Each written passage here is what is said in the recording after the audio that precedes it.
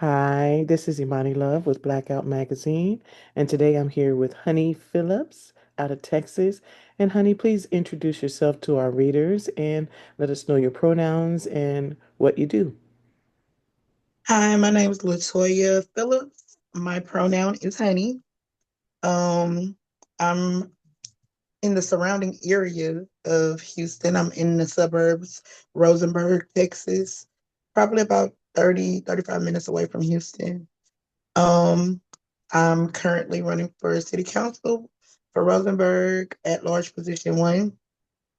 Um, there's never been a LGBT person on city council, never been a black person either as well. So I'll be the first for both once I do make it. Our election is May 2nd.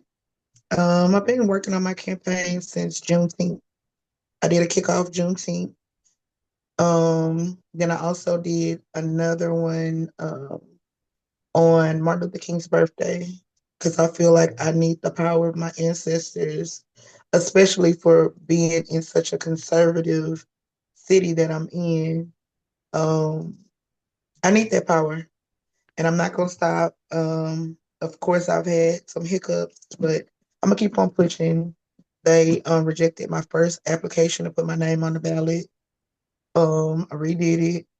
I got on it. Then I wanted to do the Rosenberg 101 class, and they came with some more stuff about that and denied me access to that. I had to go up to the city to talk to the city manager, get that straight. Then I was able to get into the class. Then I went on my website. Oh, you have the City of Rosenberg's welcome sign on your website. You need to take that down because we don't want people to think that we're endorsing a candidate. The city is neutral and all this. And this is a picture I took with my Wow. phone. Wow. So yeah, they really have been trying to come for me. Today I heard from somebody that works in the city that one of the city my incumbent said, "Oh yeah, I heard this. Um she wants to make the restrooms for the city unisex. So now you because I'm LGBT, you want to pull out like the restroom card to get the conservatives like all riled up, but and I've never even said that. I've never even used the restroom at any of the city locations. I don't even know how they look. So let me ask So you this. What are your platforms for City Council? social and mental health, especially for the youth, community infrastructure and smart growth, and also economic development and opportunities for all. Beautiful. So, with the smart growth, Rosenberg is growing. Subdivisions popping up every day. It's a lot of land out here, so they're building. And I feel like Rosenberg is focused on the now and the future moving forward, but we're forgetting about the old infrastructure and all of that, the drainage problems, because it's a lot of flooding in Rosenberg. A lot of people be like, "Oh, Rosenberg is conservative. Is it a race thing there?" I don't too much feel like it's a race thing. It's more like old Rosenberg versus new Rosenberg. Old Rosenberg, if you stay over there, no matter your race, you're being forgot about because you have drainage issues. It's flooding and outdated systems and stuff and all this kind of stuff. But it focused on the newer part. The town center looks nice. You would think that that's our downtown, and it's not. Working on trying to bring tourism to our downtown, our historic downtown area, trying to pull in small businesses, different types of small businesses and restaurants. And we don't even have a hospital in our city. We have one close in Richmond, but that hospital, it my grandmother just went for like pneumonia, and they sent her to another hospital in the next bigger city Wow. between there and Houston. And so we need a hospital here. We need a grocery store to accommodate. I have a grocery store in Richmond, but that's like 15 minutes away. Rosenberg has about 45,000 people. We only have Fiesta. we need another grocery store. Because that one in Richmond, it's like Richmond and Rosenberg is not like a line and this is Richmond, it's Rosenberg. It's kind of like intertwined. Right. So a lot of people think it's the same city, but it's not. But they're growing too just as well as us. But like it's a lot of things that we need, economic development wise. And then with these bigger businesses and stuff like that, we can bring in more job opportunities and stuff like that too as well. Um, So what drove you to want to go get into the political race? Was it a need, personal need, or was it something that you just saw in the community and thought that you might be able to make a change? well, I'm already of community. Another thing that I've done, I founded Fort Bend County Pride for our county. Rosenburg is inside Fort Bend County because everybody would go to Houston Pride, Harris County Pride. And to get to that part is like 45 minutes. So this is our third year. Okay. So I've done that. I'm a mud director for my mud district. The mud district for one of the homes that I own. It's I don't know if y'all have that out there. You know what a What mud is a mud district? um municipal utility district. So it's ran by the county and not by the city if you stay Okay. outside of the city limits. Okay. So one of my homes is um have a home I stay in Rosenburg, but the other one is outside of the city limits, but it still says Rosenburg, Texas. So it's ran by the county if you're in the ETJ, which is extraterritorial jurisdiction, and Mm-hmm. that's outside of the city limits. So the county runs it, and the city has no authority over Okay. here. Like they can out there in the ETJ, you can pop fireworks. In the city limits, you can't. It's certain things that you can do. Ah, So on the mud board, I'm over like the waste management. I've reduced our mud taxes, our water taxes by 2 cents. This is my third year being on the mud board. I've hired two full-time constables to patrol our mud district. Um, we're over like the water waste, the water treatment, um the streets that's over here that's owned by the county and stuff like that. So it's kind of like city council, but it's ran by the county, not by the gotcha. city. So this is my third year. I actually have to it's a 4 year term, but I would have to resign if I make city council. Ah, gotcha, gotcha. So I'm also a precinct chair for the Fort Bend County Democrat. So with that, for my precinct that I'm in, all the candidates that's running, I help them win. Organize door knocking, block walking, phone banking, and all texting, all that stuff or whatever.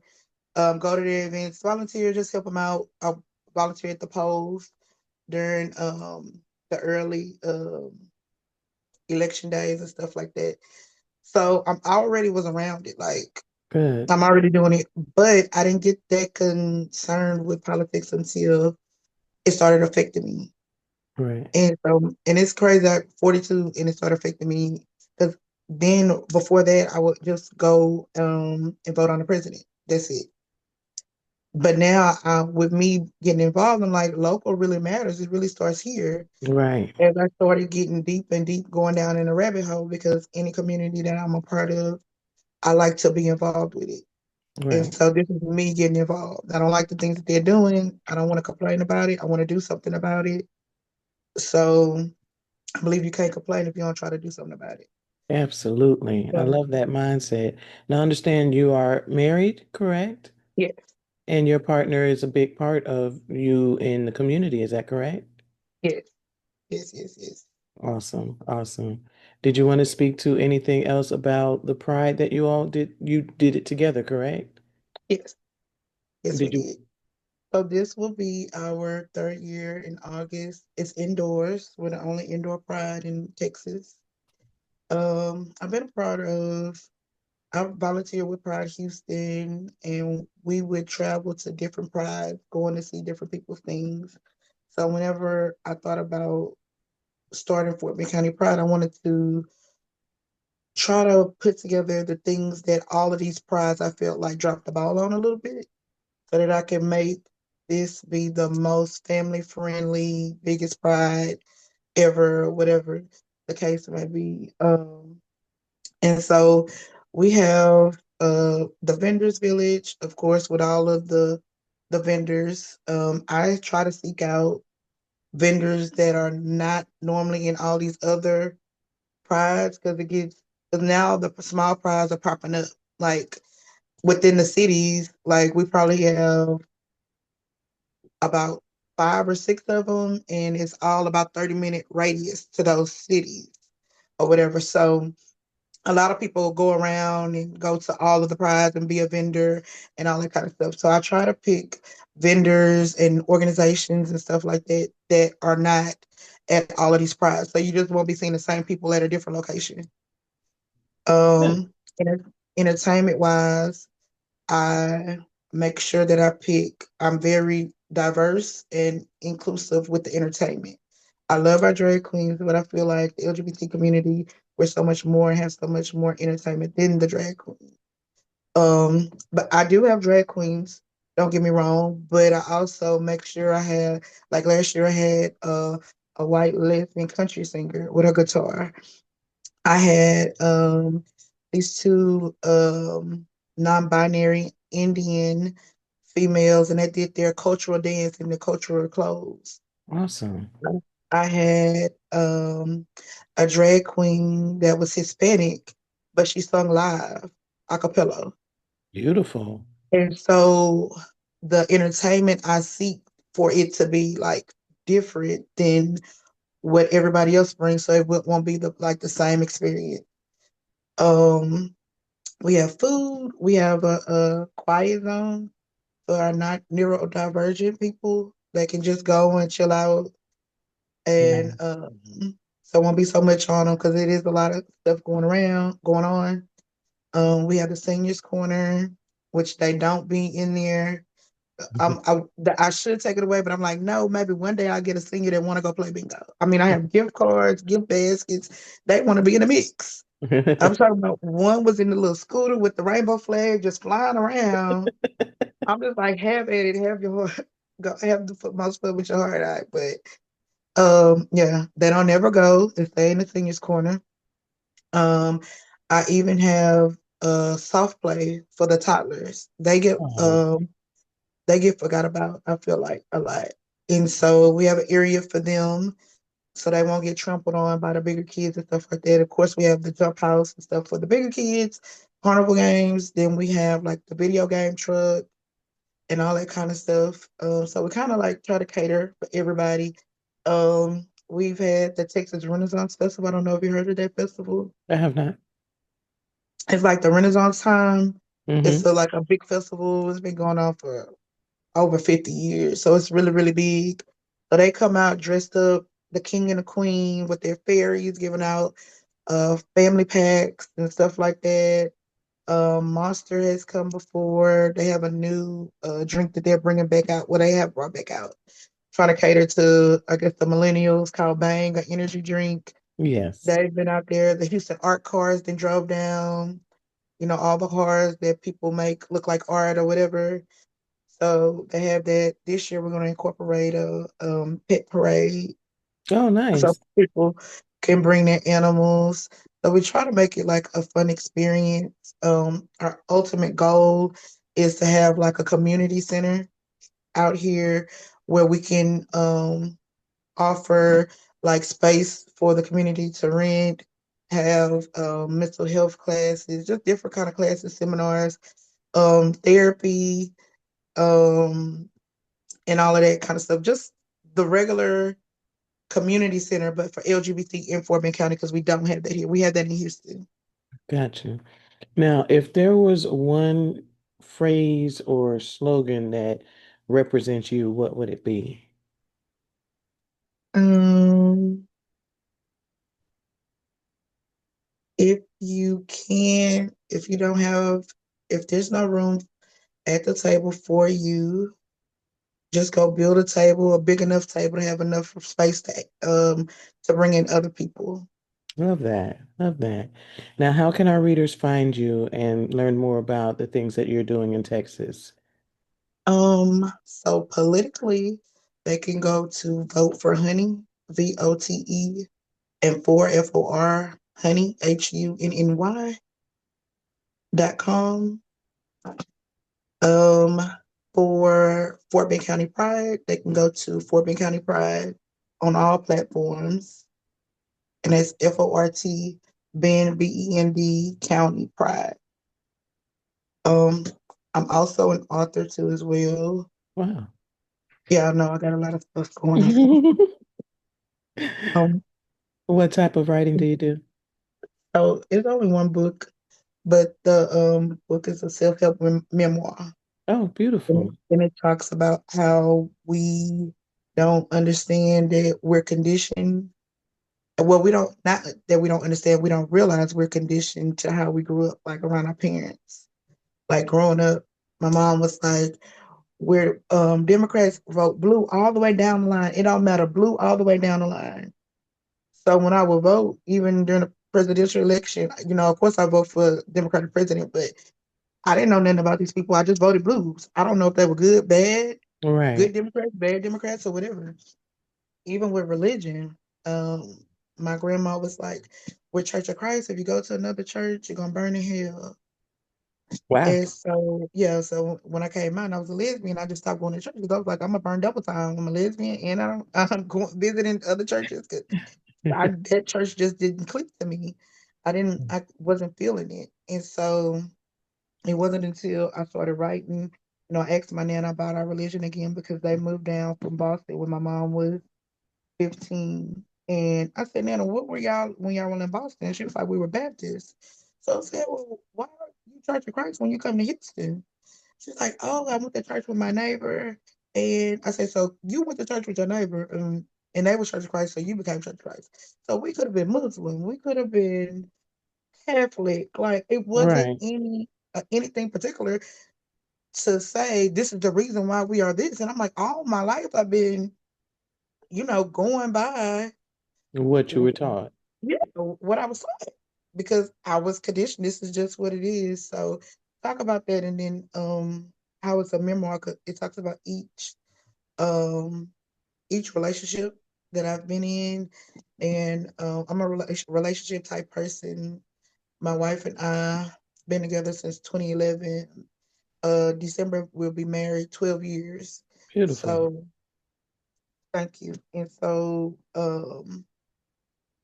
to get to where I am right now, it took a lot. I don't regret any of the stuff I went through. I talk about it in the book, the abuse mentally, physically, emotionally, verbally, of me doing things to people because that's what I was used to growing up. My dad used to sometimes hit on my mom, and I thought that's how somebody showed you love. Mm, And then so with me having being conditioned with that, thinking that, oh, if nobody's cussing you out or hitting you, you're not feeling love. right. You don't feel the love. And I'm getting with another person who is just as toxic. That's how we lashing it out. Right. And so I talk about each relationship. Um, I've only been in 6 relationships in my whole life, and I'm 42. So I talk about how I thought it was all their fault the way it ended. But by the time I finished writing my book, and I had to go to therapy. Well, during the time I was writing my book, I had to end up going to therapy because we suppress a lot of things that we don't realize until something triggers it. And me writing it triggered me, made me remember some things I suppressed. And I'm like, wow, I really went through that. I had to scale it back, go to therapy, but through the process, I found out I was ADHD. So mental health Mm, is really big for me. I didn't get diagnosed with that until 3 years ago. And so it explained like some of the time lapse, me hyper focusing, me getting angry fast, me being impulsive. And, that's some of the things that I was doing in my relationships. So it just talks about all of those things and the things I apologize to all of my exes too as well. My first boyfriend, I did him really, really bad in March of 2023. I talked to him, and I'm really glad that I did because August of 2023, he passed away. Wow. And he he thanked me for, apologizing, and I didn't even have. He was a great boyfriend, but I just couldn't appreciate him. I wasn't in the mind frame that he was. But he said he had always wanted to know what did I do to him. So I was glad I was able to talk to him before he passed away because I don't think I would be able to live with that on me, especially Right. working on myself mentally, Right. stuff like that. So yeah, the book Understandable. goes deep. Working on part two as well. So yeah. Wonderful. Well, I thank you so much for taking the time out to speak with us. Is there any final thoughts that you'd like to share with our readers? Um, just whatever you believe in, go for it, or whatever you want to do, go for it, and don't let nobody stop you. Um, and if they try to tell you can't do it, go harder. Go harder. Thank you so much. I greatly appreciate you taking out the time. Hunny Phillips out there in Texas doing the hard work. We really appreciate you taking the time out. And this is Imani Love with Blackout Magazine.